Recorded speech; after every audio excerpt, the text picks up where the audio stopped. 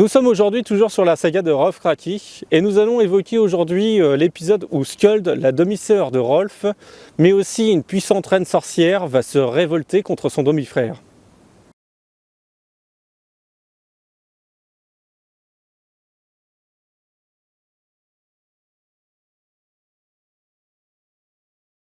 Pendant ce temps, Skuld rassembla tous les hommes les plus importants ainsi que la pire racaille de tous les districts voisins.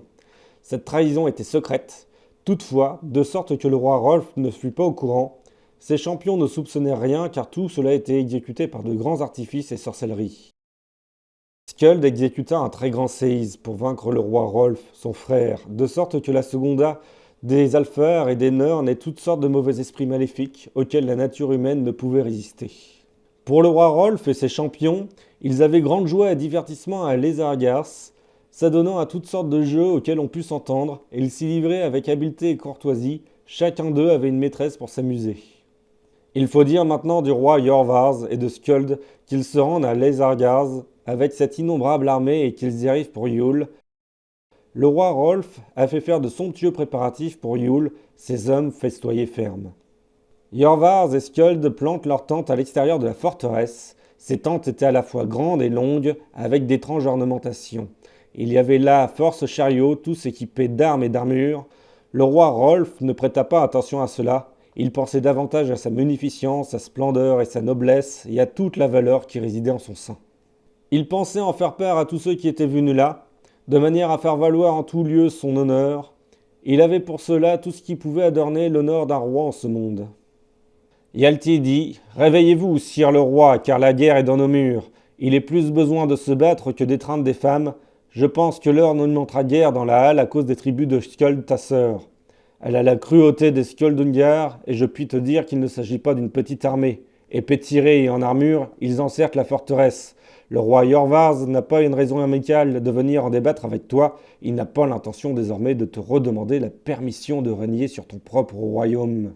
Il s'agit maintenant, dit Yalti, de mener la troupe de nos trois qui n'épargnent rien pour nous. Accomplissons nos serments en défendant bien le roi le plus renommé qui soit dans tous les pays du Nord, que l'on puisse apprendre cela en tout pays. Récompensons-le des armes, des armures et de maintes autres générosités, car cela ne sera pas un mince service à lui rendre. De grands présages ont eu lieu aussi, même si nous nous le sommes cachés longtemps, et j'ai bien le soupçon que d'importants événements vont se produire, dont on se souviendra longtemps. Certains déclareront que c'est un peu par peur que je parle, mais il se peut que le roi Rolf boive maintenant pour la dernière fois avec ses champions et les hommes de sa hirde. Debout, vous tous, les champions, dit Yalti, séparez-vous rapidement de vos maîtresses, vous allez avoir à faire face à autre chose. Préparez-vous maintenant à ce qui va venir. Debout, tous les champions, et que tous s'arment au plus vite. Se levèrent alors d'un bond Ronmund le sévère, et Rolf à la main prompte, Svipdag, Begaz et Svitserk le hardi, le sixième étant Atlang, le septième Arsfil, le huitième Aki le vaillant, le neuvième Vot l'arrogant, le dixième s'appelait Storolf, le onzième Yalti le magnanime, le douzième Bosvar Bjarki. Bosvar Bjarki se leva aussitôt et s'arma, puis dit que le roi Rolf avait besoin de fiers guerriers. Il va falloir du courage et du cœur à tous ceux qui seconderont le roi Rolf. Le roi Rolf se leva et prit la parole sans aucune crainte. Apportez-nous la meilleure boisson qui soit, nous allons boire avant la bataille. Soyons joyeux et montrons quels hommes sont les champions de Rolf. Ayons à cœur de faire cela seuls qui mettent en mémoire notre vaillance, car sont venus ici les plus grands champions de tous les pays du voisinage et les plus renommés. Dites à Jorsvard et à Skuld et à leurs fiers à bras que nous allons boire à satiété avant de recevoir les tribus. On fit comme le disait le roi. Skuld répond « Le roi Rolf, mon frère, n'est pas semblable à tous les autres, et c'est grand deuil que de perdre de tels hommes. Pourtant tout ira vers le même terme. On estimait tellement le roi Rolf qu'il était loué à la fois par ses amis et ses ennemis. » Le roi Rolf bondit de son siège après avoir bu un moment, ainsi que tous ses champions. Ils abandonnèrent donc l'excellente boisson pour cette fois, sur quoi ils sortirent, hormis Bosvar Bjarki. On ne le voyait nulle part et l'on s'en émerveilla fort. Ils pensèrent qu'il n'était pas exclu qu'il fût ou bien capturé ou bien tué. Dès qu'ils furent sortis, éclata une terrible bataille. Le roi Rolf suivait personnellement son étendard, ses champions de part et d'autre de lui, et toute la foule de la forteresse qu'il n'était pas possible de dénombrer, bien qu'il ne parvint pas à grand-chose. On put voir là de grands coups sur les casques et les broignes, épées et lances bien visibles dans les airs. Il y eut une telle hécatombe que le sol était tout couvert de cadavres. Yalti le magnanime dit « Voici que mainte broigne est fendue, et maintes armes brisées, et maintes vaillants chevaliers désarçonnés. Notre roi est de belle humeur car il est aussi joyeux que s'il avait bu bien ferme de la bière. Il frappe des deux mains et il est fort différent des autres rois dans la bataille, car il me semble qu'il a la force de 12 rois, il a tué maintes vaillants hommes. Maintenant, le roi Yorsvars peut voir que les Skofnung meurent à cliquettes durement sur leur crâne. Il entrait dans la nature de Skofnung de chanter très haut lorsqu'elle sentait l'os, si elle l'atteignait. La bataille devint si féroce que rien ne résistait au roi Rolf et à ses champions. Le roi Rolf frappait de l'épée Skofnung de telle manière que cela paraissait merveille. Cela faisait grand effet sur la troupe du roi Yorsvars, dont les gens tombaient en masse. Yorsvars et ses hommes virent alors qu'un grand ours avançait devant les hommes du roi Rolf et toujours tout près du roi. Il tuait de sa patte plus d'hommes que 5 champions du roi. Coups et projectiles volaient loin de lui, et il brisait sous lui tant les hommes que les chevaux de la troupe du roi Yorsvars, et tout ce qui se trouvait à portée. Il le broyait entre ses dents, si bien qu'une mauvaise rumeur se répandit dans les rangs du roi Yorsvars. Yalti regarda alentour et ne vit pas Bosvar, son camarade.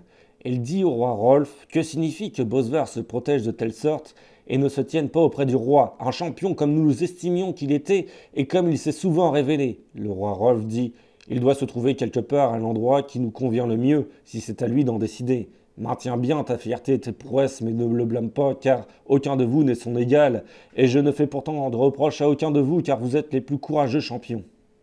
Yalti partit à toute allure à la demeure du roi, et vit Bosvar assis sans rien faire. Yalti dit: combien de temps allons-nous attendre le plus renommé des champions? C'est grande abomination que tu ne sois pas sur pied et que tu n'éprouves pas la force de tes bras, qui sont forts comme ceux d'un ours. Debout, Bosvar Bjerki, mon maître, sinon je vais incendier cette maison et toi avec. C'est une honte majeure pour un pareil champion, que le roi se mette en péril pour nous et que tu perdes le grand renom que tu as connu si longtemps. Bosvar se leva alors en bâillant et dit: tu n'as pas besoin, Yalti, de m'effrayer, car je n'ai pas peur encore et je suis maintenant tout prêt à y aller. Lorsque j'étais jeune, je ne fuyais ni feu ni fer. Pour le feu, je l'ai rarement éprouvé, mais le passage du fer, je l'ai parfois enduré, et jusque maintenant, j'ai survécu. Excité de la sorte par Yalti, Bosvar se leva et sortit livrer bataille. L'ours avait alors disparu de la troupe et la bataille se fit accablante pour le roi. La reine Skuld n'était parvenue à opérer aucun artifice tandis que l'ours était dans les rangs du roi Rolf, assise comme elle était dans sa tente noire sur son échafaudage de magicienne. La situation changea alors comme vient la nuit noire après le jour clair. Les hommes du roi Yorsvard virent alors un hideux Vera marchant à l'avant de sa troupe. À le voir, il n'était pas plus petit qu'un bœuf de 3 hivers et il était de couleur gris-loup, une flèche volait de chacune de ses soies et il abattait par vagues et d'extraordinaire façon les hommes de la herde du roi Rolf. Bosvar Bjerki se frayait forcément un passage en frappant des deux mains, ne pensant à rien d'autre qu'à ravager au maximum avant de tomber. Les hommes tombaient l'un en travers l'autre devant lui, il avait les 2 épaules ensanglantées et entassait les cadavres de toutes parts autour de lui. Il agissait comme s'il était pris d'un accès de fureur, mais si nombreux que fussent les hommes qui l'abattaient, lui et plusieurs autres des champions de Rolf, dans la troupe de Yorsvard et de Skuld, il est extraordinaire que jamais ne diminuaient leur rang. On eût dit que les hommes de Rolf ne parvenaient à rien, et ils estimaient ne s'être jamais trouvés en pareille occurrence. Bosvar dit: nombreuse est la troupe de Skuld. Je soupçonne que des morts errent par ici et qu'ils se relèvent pour se battre contre nous. Il va être difficile de combattre des revenants. Si nombreux que soient les boucliers fendus ici, les casques arrachés, les broignes mises en pièces, maintes chefs dépecés, ce sont les morts auxquels il est le plus cruel d'avoir affaire et nous n'en avons pas le pouvoir. Mais où est ce champion du roi, Rolf, qui me reprocha le plus de manquer de courage et m'excita fréquemment de combattre avant que je réponde? Je ne le vois pas à présent. Pourtant je n'ai pas coutume de blâmer autrui. Et Yalti dit alors: tu dis vrai, tu n'es pas homme à faire des reproches. Se tient ici celui qui s'appelle Yalti. J'ai quelques besognes sur les bras maintenant, et il n'y a pas loin entre nous, j'ai besoin de braves car toutes mes armes de protection ont été abattues. Frère adoptif, j'estime frapper de toutes mes forces, mais je ne puis venger tous les coups que j'ai reçus. Il n'y a pas à nous épargner si nous devons loger à la Valole ce soir.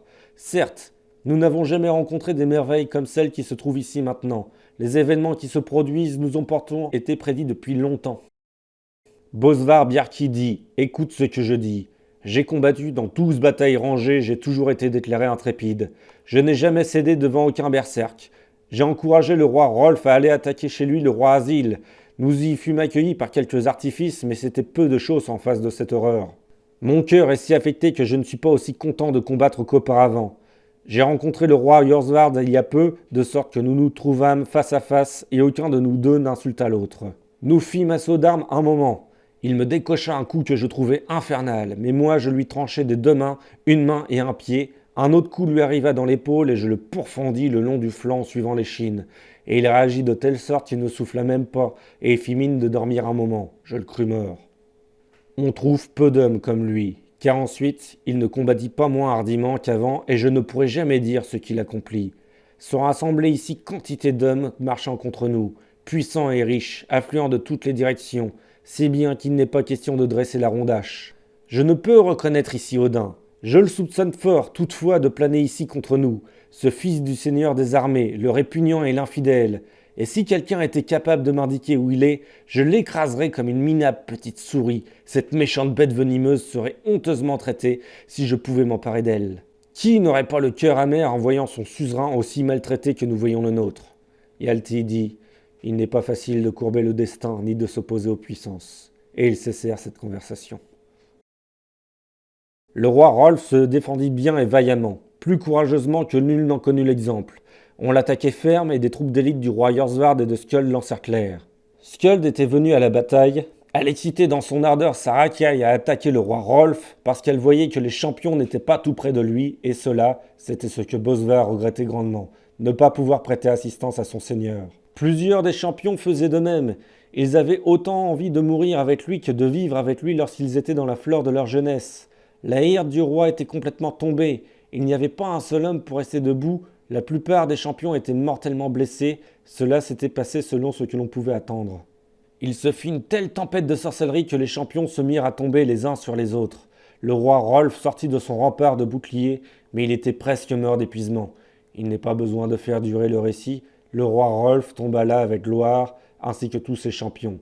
Mais les grands coups qu'ils assénèrent là, on ne l'exprimera pas par des mots.